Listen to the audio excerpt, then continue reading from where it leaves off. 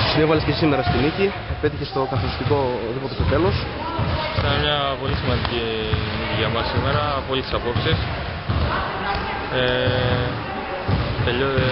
Έχουμε μια σειρά αγώνων που είναι πολύ δύσκολη στην αρχή του δεύτερου γύρου και ήταν τα μάτια με τις ομάδες που είναι ψηλά στην βαθμολογία, αλλά όπως έχουμε δει καθ' όλη τη διάρκεια του πρωταθλήματος, αν εξαιρέσουμε τα τρίκα, αλλά όλες οι άλλες ομάδες μπορούν να κερδίσουν όλοι όλους και αυτό το αποδείξαμε και εμείς σήμερα. Απλά εντάξει, ήταν μια νίκη για μας. Από εδώ και πέρα το κεφάλι κάτω, συνεχίζουμε για τη δύσκολη συνέχεια. Έχει πολύ δρόμο ακόμα το πρωτάθλημα και θα παλέψουμε για το καλύτερο, για το στόχο μας που είναι η παραμονή. Ακολουθεί το παιχνίδι με τον Έολο. Είναι ένα μάτι με τον πρωτοπόρο.